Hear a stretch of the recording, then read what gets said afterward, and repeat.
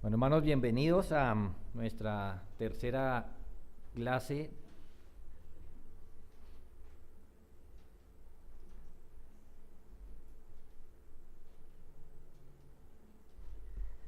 Quiero iniciar hoy haciendo un pequeño resumen de lo que vimos, lo que hemos visto hasta ahora.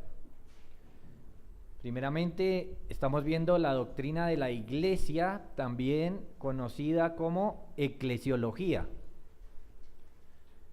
Y en nuestra introducción estuvimos hablando de por qué es importante estudiar esta doctrina. ¿Por qué es importante? En primer lugar, dijimos que esta doctrina debe ser estudiada por los males contemporáneos. Hay muchos males hoy en la iglesia que vienen precisamente, en primer lugar y en el mejor de los casos, por el desconocimiento de esta doctrina. De tal manera que todos esos males que vengan por el desconocimiento podrían solucionarse cuando entendamos mejor la doctrina de la iglesia. En segundo lugar, y más importante, esta doctrina debe ser estudiada por la obra del Señor Jesucristo. Veíamos ahí que lo que hizo el Señor, la salvación que trae el Señor, su muerte en la cruz, tiene que ver con la iglesia. Decíamos que la cruz nos muestra la importancia de esta doctrina de la iglesia. En tercer lugar, esta doctrina debe ser estudiada por la importancia que le han dado los grandes hombres de Dios a través de la historia. Es decir, cuando pensamos en los grandes teólogos, a ellos no les pareció una doctrina insignificante ni pequeña la doctrina de la iglesia. Y vimos al menos algunos 2 comentarios, 3 comentarios de algunos teólogos que nos ponen a pensar entonces a nosotros también en la importancia de esta doctrina. Luego empezamos con nuestra unidad 1, la naturaleza de la iglesia. Y dijimos que cuando hablamos de la naturaleza de algo, nos referimos a qué es eso, qué es entonces la iglesia, y lo estamos definiendo en 4 subpuntos. Para poder definir qué es la iglesia, miramos el uso del término iglesia. Y allí entonces vimos que en el Nuevo Testamento hay 115 versos, como lo notan, bastantes versos que hablan o que contienen esta palabra. De esos 115, 3 veces tiene un uso secular esa palabra, solamente 3 veces. Luego 2 veces un uso aplicado al pueblo de Dios en el Antiguo Testamento, y 110 veces se usa para la iglesia de Jesucristo. Así que tenemos un buen material para estudiar. Bajo el punto B, entonces vimos una definición general de la iglesia. ¿Qué es la iglesia? Entonces decimos todos los creyentes, sin importar el tiempo, si es hombre o mujer, si es joven o anciano, si tiene un lenguaje u otro, si es judío o gentil, todos los creyentes en Jesucristo son la iglesia. Claro, hay mucho más que decir, pero por ahora es una definición que nos acerca a lo que es la iglesia. En tercer lugar, vimos los aspectos de la iglesia, y son aspectos muy importantes. Recuerden que el no comprenderlos nos puede llegar a conclusiones equivocadas y prácticas equivocadas. Uno de los aspectos es que la iglesia es visible e invisible, ¿cierto? Es invisible realmente al ojo humano saber quién verdaderamente es un creyente, pero es visible también en su sentido local. Y vimos también que la iglesia es una comunidad local y universal. La iglesia no solamente es local. Hay algunos que abogan en el entendimiento de que la iglesia es solo local, porque solamente en cierta localidad puede reunirse esa asamblea, puede haber una asamblea. Pero vimos que en ciertos pasajes el Señor habla de su iglesia y no necesariamente está reunida en un solo lado. Así que la iglesia también es universal y la iglesia es local. Vamos a ver entonces hoy el cuarto aspecto, o más bien la cuarta subpunto, el cuarto subpunto que nos enseña acerca de la naturaleza de la iglesia. Y ahora entonces está bajo el título Figuras que enseñan lo que es la iglesia. Es decir, hemos visto 3 y ahora sería el cuarto subpunto que nos enseña qué es la iglesia. ¿Cómo sabemos qué es la iglesia? ¿Cómo podemos saberlo? Bueno, la Biblia nos da unas figuras, hartas figuras realmente, para entender qué es la iglesia. Para ayudarnos a entender la naturaleza de la iglesia, Dios ha querido darnos estas figuras y un estudio entonces detallado de cada una, pues va a arrojar mucha luz. No vamos a estudiar todas, quiero mostrarles algunos aspectos, quiero mostrarles cuáles son las figuras y mostrar una de esas aplicaciones. Pero por supuesto, por tiempo no podríamos mirarlas todas, o si no, gastaríamos muchas horas nomás mirándolas cada una de ellas. Así que voy a mostrarles la primera y voy a explicar un poco. La primera entonces es la iglesia como una familia. Esto es una figura. La iglesia como una familia. En varios pasajes se nos habla de la iglesia de esta manera. Así que un entendimiento correcto de lo que es una familia o cómo funciona o debería funcionar una familia nos dará también una enseñanza de cómo debe funcionar la iglesia. Entonces, por ejemplo, si tenemos un concepto erróneo de familia, por ejemplo, si tenemos un concepto de familia donde los hijos son los que mandan en el hogar y llevamos ese concepto a la iglesia, entonces vamos a tener una iglesia desbaratada, desordenada, con muchos problemas. Necesitamos entender bien cómo funciona. Pero bueno, noten, podemos mirar varias cosas de este ejemplo o de esta figura. En Efesios se nos habla, por ejemplo, de la sujeción de la iglesia a su esposo. Efesios 5, 22 al 24. Aquí analizamos un poco el funcionamiento de la familia con su aplicación a la iglesia. Dice: las casadas estén sujetas a sus propios maridos como al Señor, porque el marido es cabeza de la mujer, y ahí viene, así como Cristo es cabeza de la iglesia, la cual es su cuerpo y Él es su Salvador. Así que como la iglesia está sujeta a Cristo, así también las casadas lo estén a sus maridos en todo. Entonces, noten la enseñanza y la enseñanza clara. ¿Cuál debe ser la relación de la iglesia con Cristo? ¿Cierto? Esa sería una pregunta. Pero estamos viendo qué es la iglesia, ¿cierto? Entonces, en este contexto, ¿qué es la iglesia? Primeramente, la iglesia es, figuradamente, la esposa de Cristo. Y noten cómo entender entonces, tanto la figura como el rol de la esposa nos hace entender cómo debe comportarse la iglesia con Cristo. ¿Cuál es la actitud de la iglesia con Cristo? Sujeción. O sea que la iglesia no es este grupo de personas que se reúnen para decirle al Señor qué es lo que Él tiene que hacer.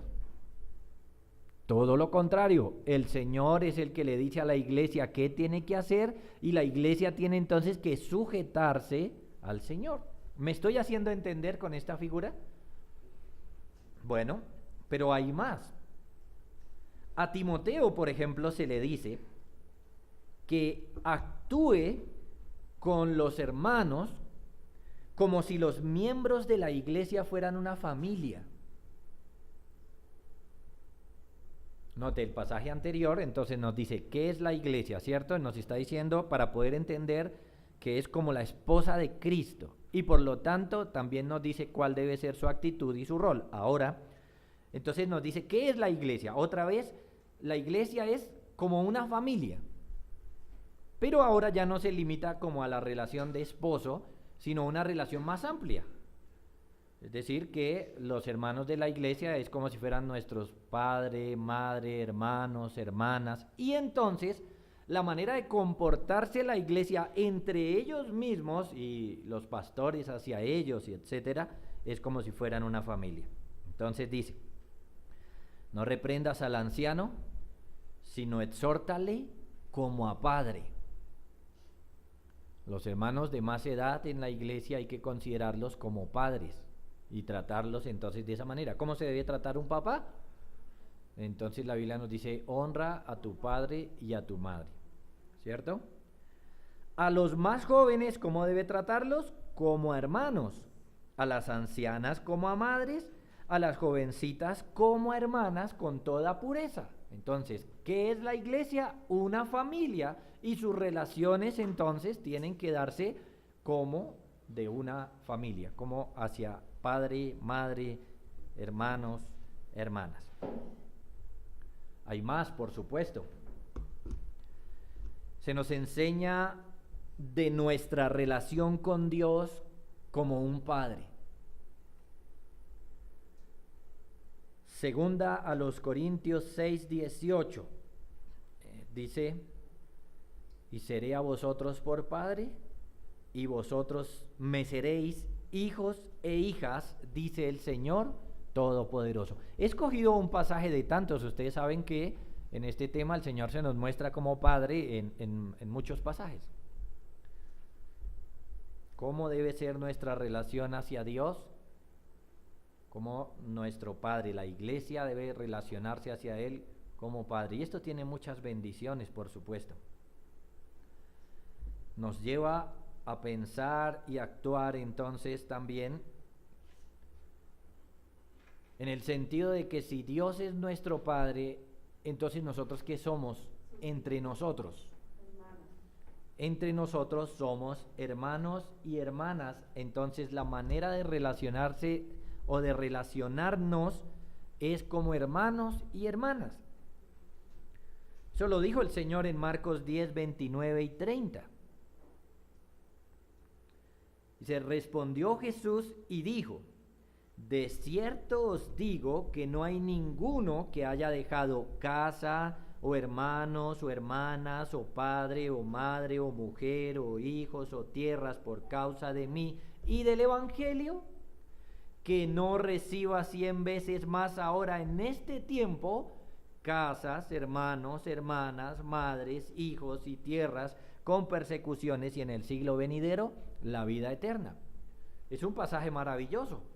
El primer pasaje, el verso 29, nos habla de esta relación natural, es decir, de lo que llamaríamos hermanos de sangre, o mi mamá, la mujer que me dio a luz.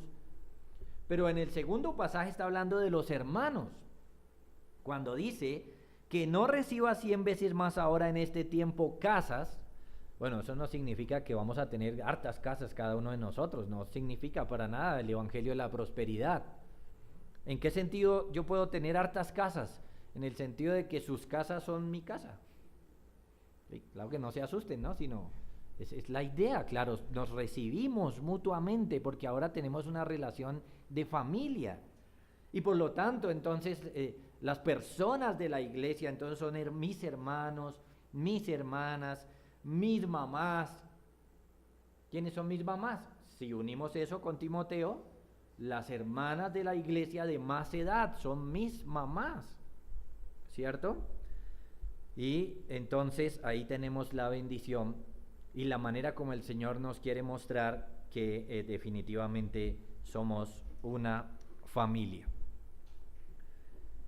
El comentarista Guillermo Hendrickson dice: ha sido necesario dejar familiares queridos por causa de Cristo y del Evangelio. Bueno, ahora tendrá nuevos familiares,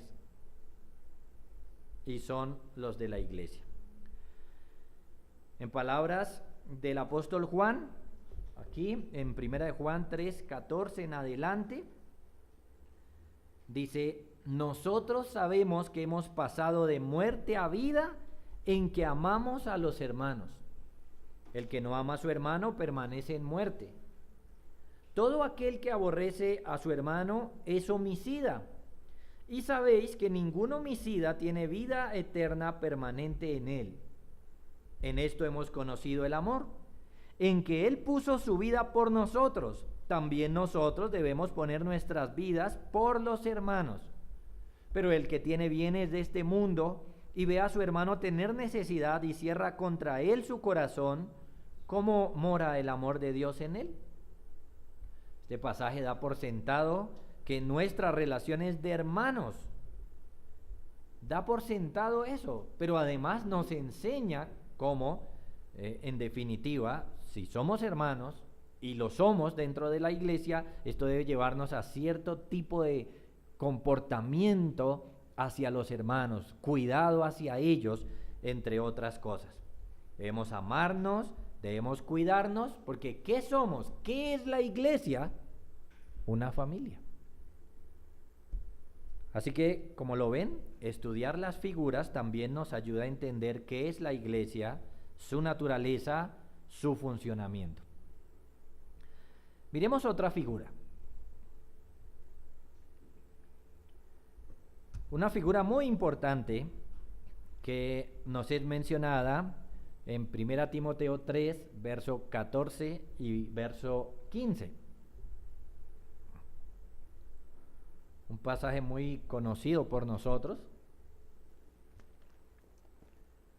donde el apóstol le dice a Timoteo la razón por la que escribe la carta y diciendo estas palabras: esto te escribo, aunque tengo la esperanza de ir pronto a verte, para que si tardo sepas cómo debes conducirte en la casa de Dios, que es la iglesia del Dios viviente, columna y baluarte de la verdad. Como lo notan, es un pasaje que está hablando de la naturaleza de la iglesia, de qué es la iglesia. ¿Ven? ¿Qué es la iglesia? Es la iglesia, o qué es la casa de Dios, es la iglesia del Dios viviente, columna y baluarte de la verdad. Nos está hablando de su naturaleza, pero también de su funcionamiento. La iglesia es una columna, es lo que nos dice esta figura en primer lugar.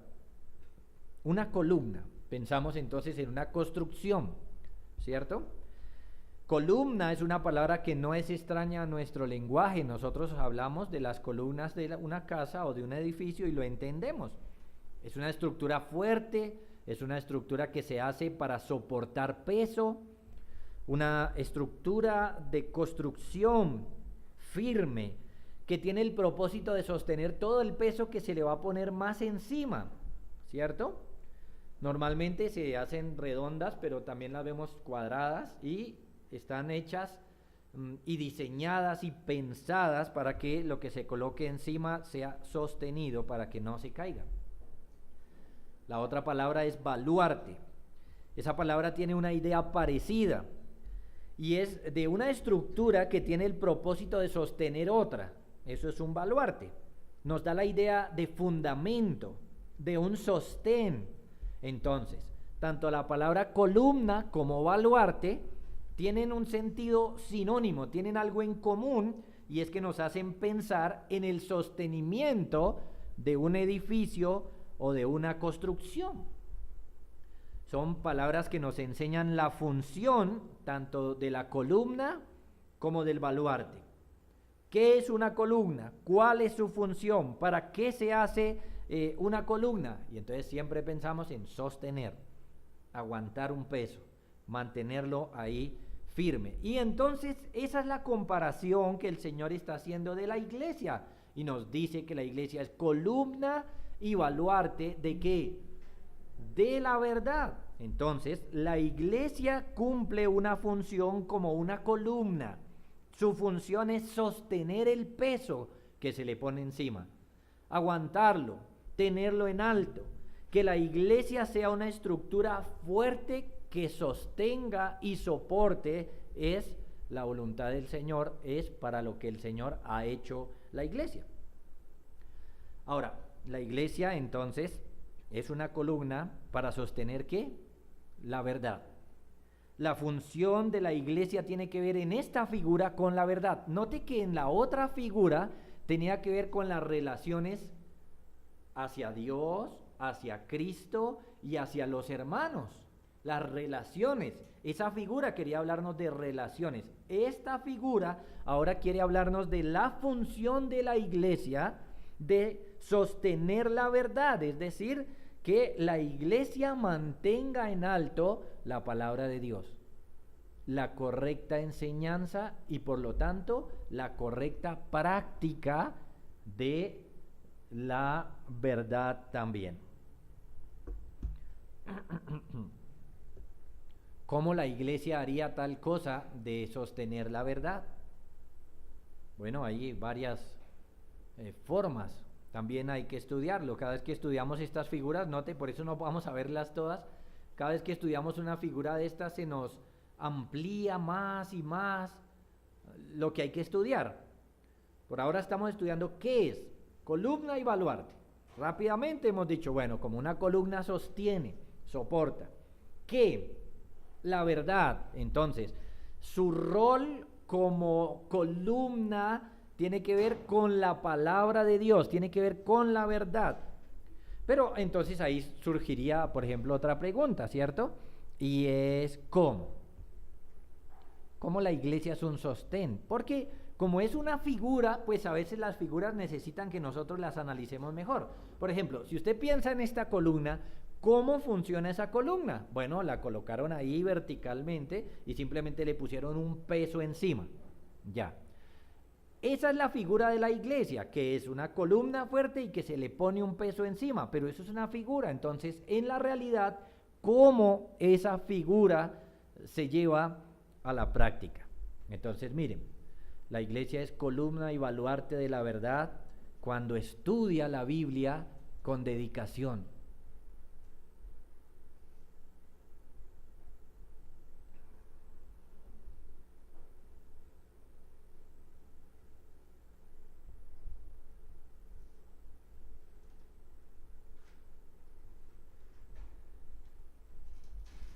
Hay muchas excusas en la iglesia para no estudiar la Biblia. Por ejemplo, las mujeres normalmente dicen que eso es para los hombres.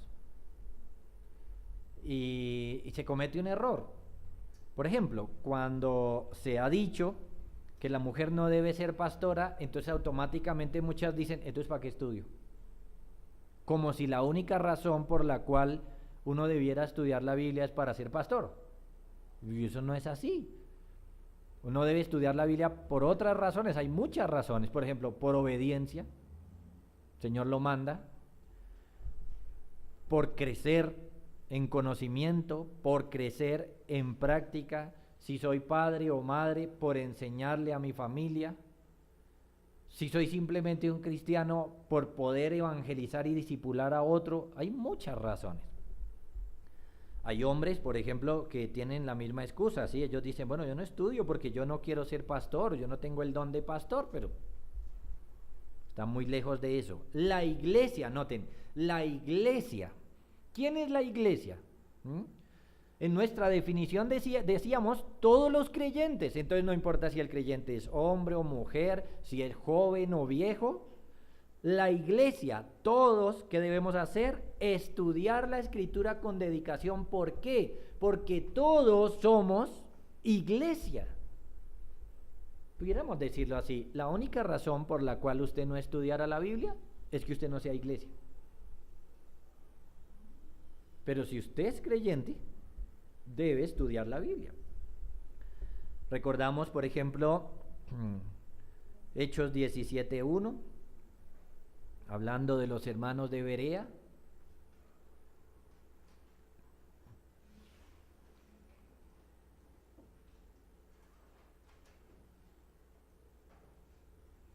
De estos hombres y mujeres también, de esta iglesia local se nos dice Y estos eran más nobles que los que estaban en Tesalónica, pues recibieron la palabra con toda solicitud, escudriñando cada día las Escrituras para ver si estas cosas eran así.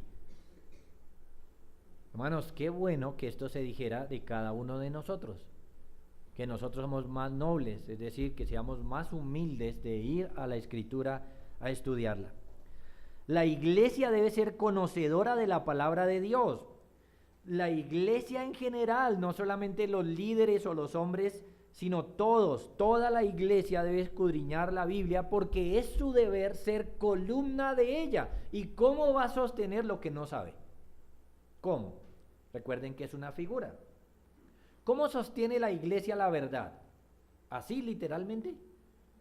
Entonces solamente necesitaríamos cada uno comprarnos una Biblia y tenerla en alto. ¿Ven lo que les digo de la figura? Esto es una simple figura, pero ¿qué significa esto? Para que realmente la iglesia sea una columna y sostenga la verdad, tiene que estudiarla. Otra forma, oírla y obedecerla. Este punto es importante. No podemos jactarnos, por ejemplo, de tener un diploma en la casa, de que yo estudié una materia o de que yo estudié teología y que yo no la vivo. Uno puede tener un diploma en la casa, pero si yo no vivo la Biblia, si yo no vivo la verdad, no estoy siendo columna. Todo lo contrario, estoy poniendo esa enseñanza que supuestamente digo tener en el piso. La estoy poniendo en el piso. Santiago 1:22.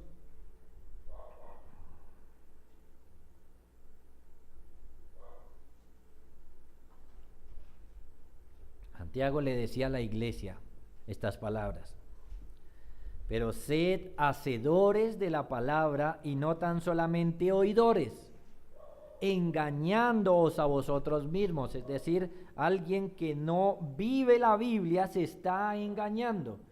Y el mandato es ser oidor y hacedor.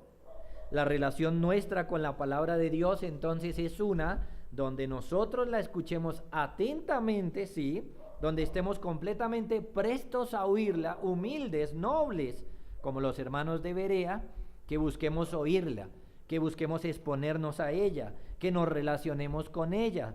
Si hemos de poner la Biblia en alto, comprometernos debemos entonces con escucharla constantemente. Pero cuando nosotros la oímos y no la practicamos, no estamos siendo columna. Sostener la palabra entonces significa, ya la oí, y entonces si la voy a poner en alto es, ahora voy a practicarla. Voy a vivir eso que estoy oyendo, eso que estoy entendiendo. Eso es ser columna y baluarte de la verdad. Necesito estar comprometido con la Escritura.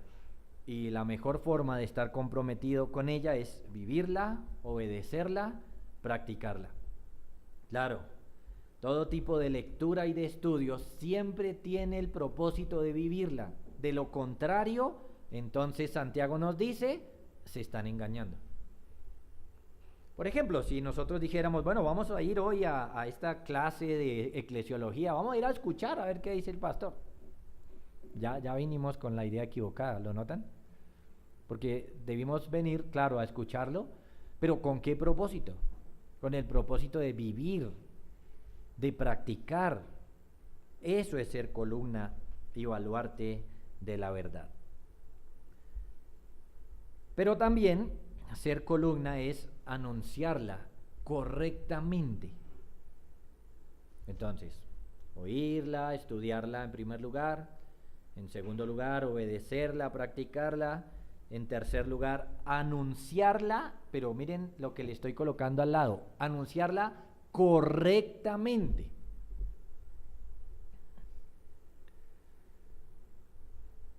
Debemos entender que las personas se están condenando, las personas están muriendo sin Cristo y se están perdiendo eternamente, van a pasar la eternidad en un lugar terrible llamado infierno, y Dios ha querido que a través de la exposición de la predicación, del discipulado, del evangelismo, las personas vengan a la salvación. Entonces, ¿qué debemos hacer nosotros frente a la necesidad que hay de que las personas escuchen correctamente la palabra de Dios? ¿Qué necesitamos ser?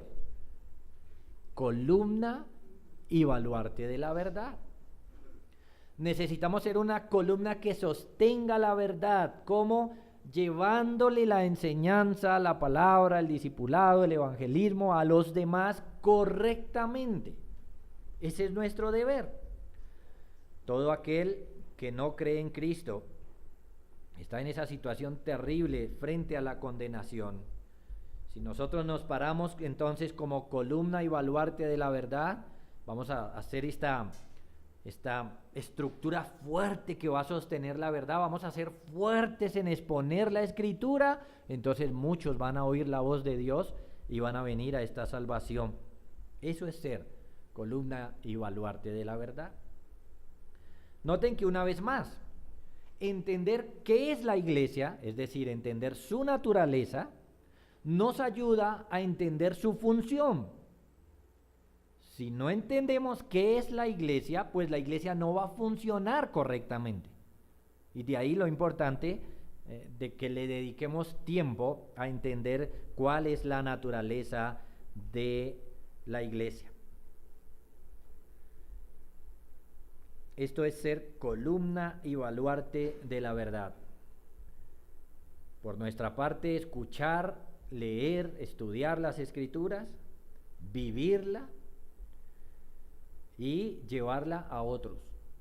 Cada una de esas partes tiene algo muy importante. Ahora bien, debemos entender que no hay ninguna otra institución a la que el Señor le haya encomendado su verdad. No existe ninguna otra institución. Miren, al pasar de los años han existido muchas maneras de nosotros dejar de lado nuestras responsabilidades. Por ejemplo, hoy en la mentalidad de las personas, la educación de los hijos está en manos de jardines, colegios, universidades, como quiera que le llamen. Y si nosotros le decimos a esas personas, no, venga, en realidad el que es responsable de la educación de sus hijos es usted, la gente se aterra. Esta persona tan raro, eso es lo que está diciendo. Porque hemos nacido en esta cultura así. Hablando, por ejemplo, de la iglesia, entonces se ha creído que son los seminarios, los teólogos y toda suerte de instituciones paraeclesiales las encargadas de ser columna y baluarte de la verdad. Por esa razón, entonces, muchas iglesias mandan a sus hermanos, a los discípulos. ¿A dónde los mandan? Los mandan a un seminario, los mandan a una institución. ¿Para qué? Para que ellos les provean el conocimiento necesario para que vuelvan a la iglesia y sigan enseñando. ¿Ven la locura de eso?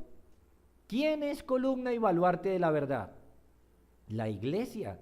Esencialmente, ¿qué es la iglesia? Columna y baluarte de la verdad. Entonces, esto significa que no existe ninguna otra organización ni estructura a la cual Dios le haya dado su palabra, sino solamente la iglesia.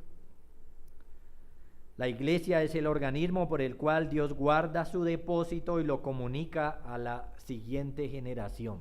Eso es la iglesia. Y otra vez, ¿ven? Entender qué es la iglesia nos ayuda entonces también a entender cómo debe funcionar la iglesia. Bien, les voy a dar 10 figuras. Ya he mencionado 2.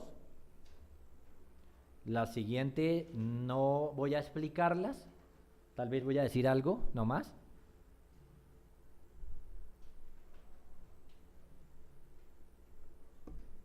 La tercera figura es una vid, una planta. La figura que quiere usar nuestro Señor Jesús para entender qué es la iglesia. Él dice, Yo soy la vid y vosotros los pámpanos. Usted dirá, no, pero ahí nosotros no somos la vid. Sí, la vid es todo, ¿no?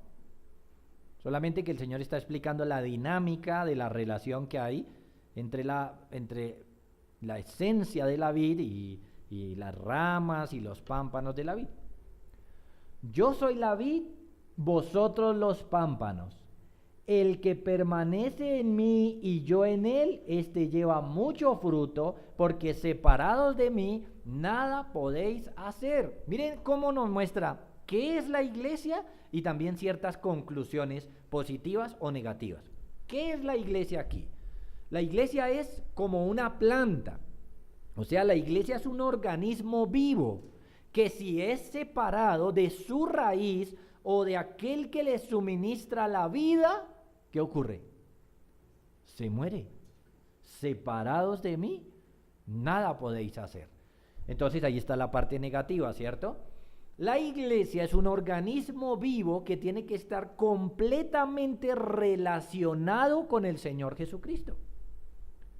Nuestra relación con Cristo no puede ser ocasional, casual, no, tiene que ser permanente y formal.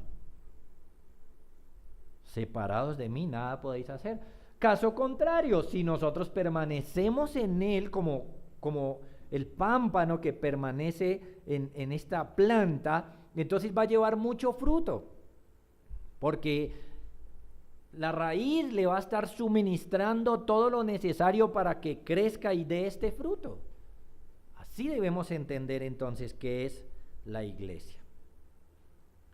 Cuarto, la iglesia es un olivo. Bueno, aquí tenemos otra figura de planta, pero el apóstol Pablo aquí va a utilizar la figura diferente. Romanos 11, verso 17 al 24.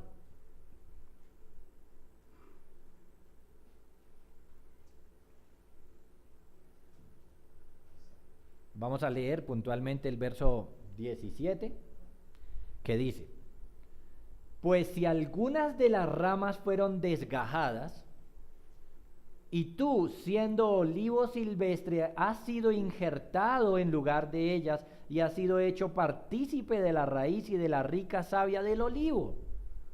Una vez más, la figura de la planta, pero noten ¿qué tenemos aquí?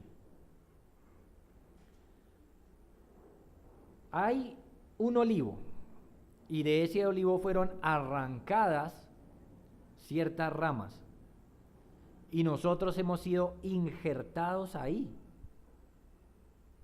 Obviamente, al ser injertados tenemos vida. Es una planta que sigue prosperando y progresando. Por supuesto, he dicho que la lectura es más larga para poder entenderla, pero sigue, por un lado, la misma idea de la anterior, que somos un organismo vivo, que separados del árbol, separados de su raíz como tal, solamente terminaríamos muertos, ¿cierto? Sin vida, pero que unidos a Él, entonces vamos a tener la vida necesaria para seguir adelante. Este contexto nos habla, por ejemplo, de la salvación como tal. El anterior nos hablaba del fruto, pero este de la salvación. Cambiemos de figura. Un edificio. Hay varios pasajes y también hay otras figuras que se asemejan a edificio, como casa, como construcciones. Así que en diferentes pasajes vamos a encontrar esta misma idea. Pero leemos en primera a los Corintios 3:9, porque nosotros, es decir, Pablo está hablando del liderazgo, somos colaboradores de Dios y vosotros sois, ahí viene una figura, pero no la quise mencionar, labranza de Dios, edificio de Dios. Ahora hay varios pasajes que nos hablan de esta construcción de un edificio, de cómo debe ir unidas sus piedras, de tal manera que formen esta construcción completamente. La figura de edificio, hablando de qué es la iglesia, y si entendemos que la iglesia es como un edificio, nos debe hacer pensar, por ejemplo, de la unión que tenemos los unos con los otros. Nos debe hacer pensar de cómo hay detrás de esto un arquitecto que está formando esta construcción. Nos debe hacer pensar de cómo cada piedra es importante para que al final la construcción esté completa. Nos debe hacer valorar la iglesia, porque aquí hay una edificación que, por ejemplo, de acuerdo a Efesios capítulo 4, se debe dar mutuamente, que Dios ha querido que seamos edificados mutuamente. Este edificio es construido y es construido por la voluntad de Dios, con el poder de Dios, pero usando también nuestra participación allí para el crecimiento de cada uno de los hermanos y de la iglesia en conjunto. Aquí no nos está hablando meramente de un crecimiento individual, sino de una construcción que se va formando completa. Sexto, una cosecha. Una cosecha. Juan 4:35. ¿No decís vosotros, aún faltan 4 meses para que llegue la siega?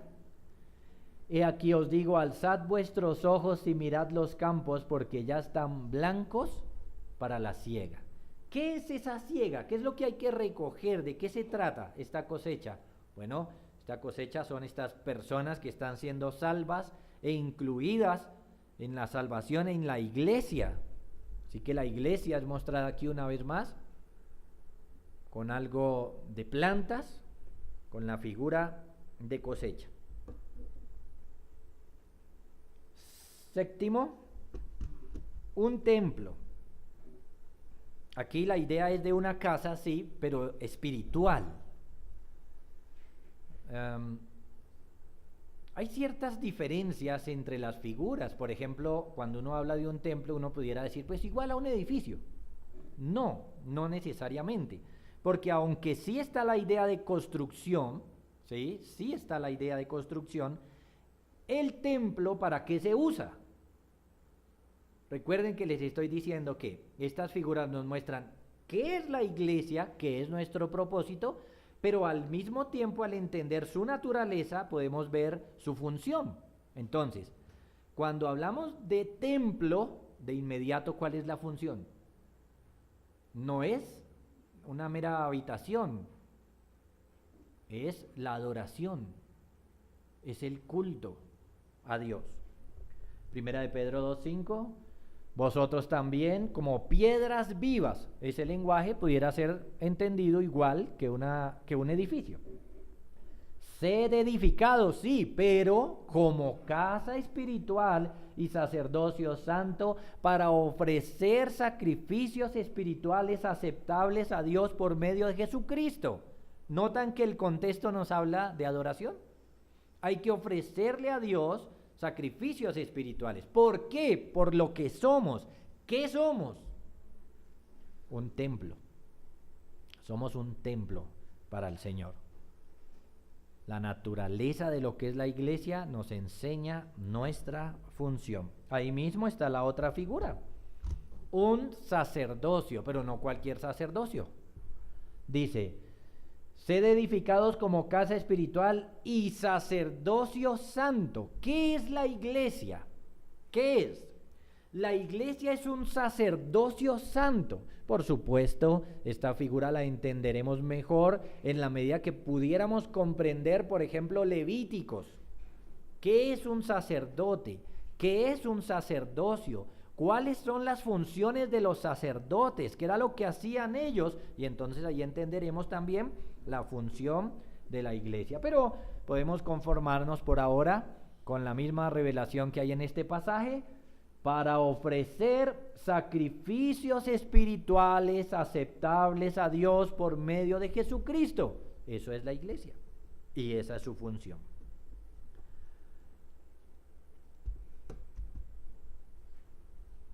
Casa de Dios ahora. Otra vez, construcción. Ven, se han repetido varias veces la figura de plantas. Vid, olivo, cosecha. Y las figuras de construcción, templo, edificio y casa. Hebreos 3, 5 y 6 dice: y Moisés a la verdad fue fiel en toda la casa de Dios como siervo para testimonio de lo que se iba a decir.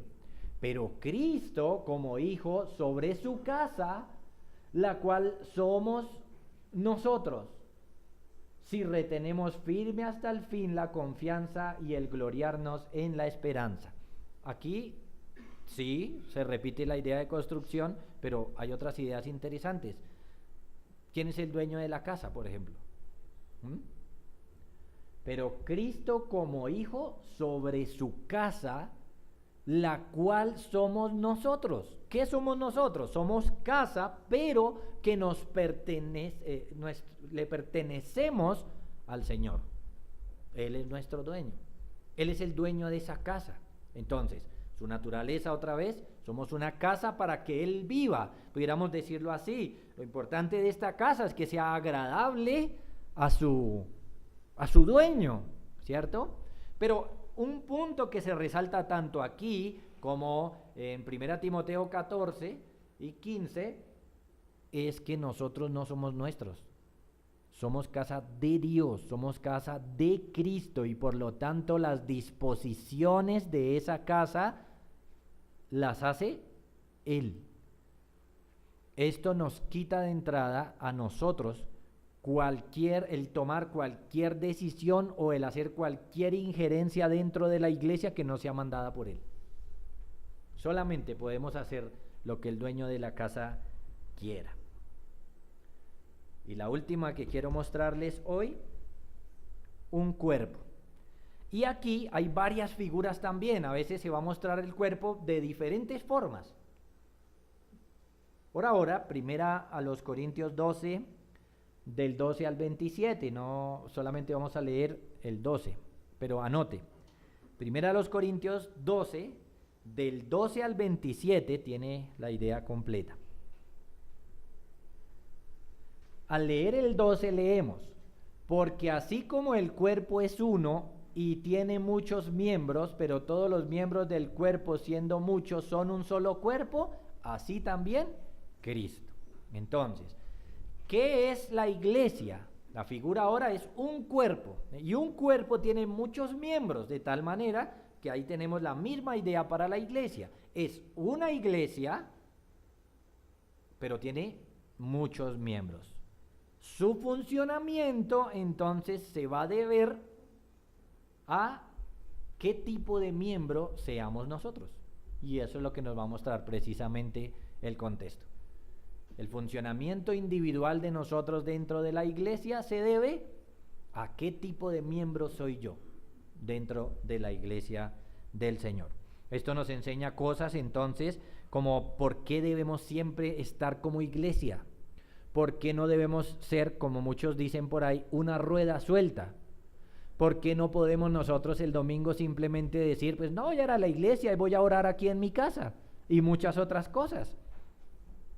Somos un cuerpo, un organismo vivo que está completamente unido. Y esta unión del cuerpo trae vida, por supuesto, trae bendición, trae crecimiento. Como alguien dijo, escuchen, cada una de estas figuras que se usan para la iglesia pueden ayudarnos a apreciar más de las riquezas, del privilegio que Dios nos ha dado al incorporarnos en la iglesia. Por ejemplo, el hecho de que la iglesia es como una familia debería aumentar nuestro amor y compañerismo los unos a los otros. ¿Notan? El entendimiento correcto de qué es la iglesia transforma nuestras vidas. No podemos vivir a la espalda de los hermanos. No podemos vivir, digámoslo así, haciéndole el feo a los hermanos. Debemos fomentar el amor y el compañerismo. No, entonces, vamos a visitar a tal hermano. No, qué pereza. No, ¿cuál pereza? Si es su familia. Fomente el amor y la comunión. Porque somos familia, no somos extraños. ¿Ven? El pensamiento de que la iglesia es como la esposa de Cristo debería estimularnos a conseguir una mayor pureza y santidad y también mayor amor por Cristo y su misión por Él. ¿Cuánto debemos amar a nuestro esposo? ¿Cuánto debemos respetarlo? ¿Cuánto debemos obedecerlo, sujetarnos? Bueno, el entendimiento de que somos la esposa nos debe ayudar a eso. La imagen de las ramas como la vid debe hacernos descansar completamente en Él, porque Él es el que da o nos puede dar vida a nosotros. La idea de un campo de cultivo debería animarnos a continuar creciendo en la vida cristiana y obteniendo para nosotros y para otros la nutrición espiritual necesaria. La idea de ser templo debería aumentar nuestra conciencia y anhelo de la misma presencia de Dios en medio de nosotros. Es decir, nos reunimos como iglesia, como cualquier reunión. No, debería aumentar nuestra conciencia. Cuando nos reunimos como iglesia para el culto público, debemos entonces tener una conciencia de la presencia de Dios, que Dios estará allí. Por eso necesitamos santidad, porque vamos a adorar a un Dios que es santo. En fin, cada una de estas figuras nos enseñan qué es la iglesia de maneras maravillosas. La iglesia es un organismo vivo. La iglesia no tiene vida en sí misma. La iglesia depende de otro, en este caso, Jesucristo, para vivir y para crecer. La iglesia es una unidad armoniosa, porque no somos un cuerpo deforme, ¿no? 5 brazos. La iglesia es una construcción bien hecha, bien planeada, porque el arquitecto de ella es Dios. La iglesia tiene funciones determinadas claramente. Las funciones de la iglesia están determinadas claramente y al ver estas figuras lo podemos entender, porque por ejemplo es un templo, así que una de las funciones de la iglesia, ¿cuál es? Adorar a Dios. Ese es uno de los temas importantes. Es un sacerdocio, así que debe presentar sacrificios. Es columna y baluarte de la verdad, así que debe sostener y proclamar la verdad. A manera de resumen, así que noten que analizar la iglesia es un asunto complejo. 10 figuras usó ahí el Señor para mostrarnos o enseñarnos qué es la iglesia. Y esto lo hace para que veamos la iglesia desde diferentes ángulos. Entonces, necesitamos entender qué es la iglesia para que nosotros podamos tener un correcto funcionamiento dentro de ella. Pero vamos a terminar con esto. Desde la definición de la palabra, que fue el subpunto A, ¿cierto? O el uso de la palabra, una definición luego donde tratamos de encerrar varias características. Hicimos un análisis de los aspectos de la iglesia como visible e invisible, local y universal, y por último, desde las figuras que la Biblia utiliza para mostrar qué es la iglesia, entonces tratemos de dar una definición mejor. Pero noten que no puede ser mucho mejor, y una definición tendría que ser amplia para encerrar todos los aspectos que hemos visto. Pero voy a dar una definición mejor. La iglesia es la comunidad de personas salvadas por Cristo.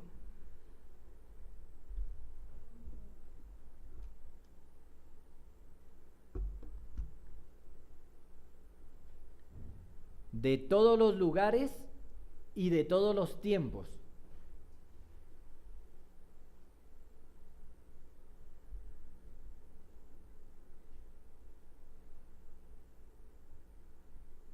Lo cual la constituye una asamblea universal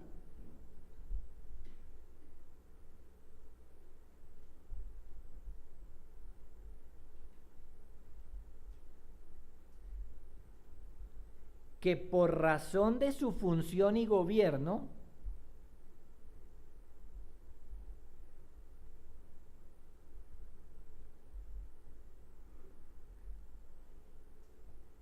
Cristo mismo organizó en iglesias locales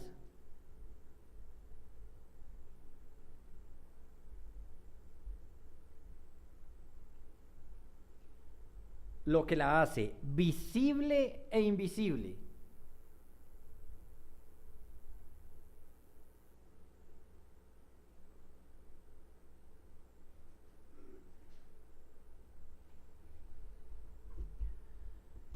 Los cuales están unidos por Cristo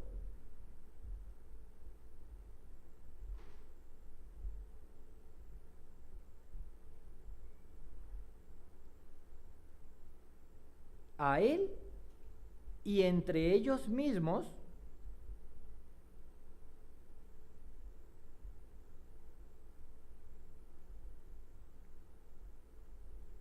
para su crecimiento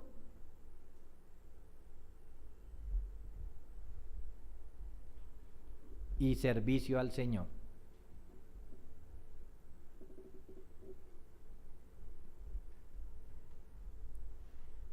Con esto entonces terminamos la unidad de la naturaleza de la iglesia.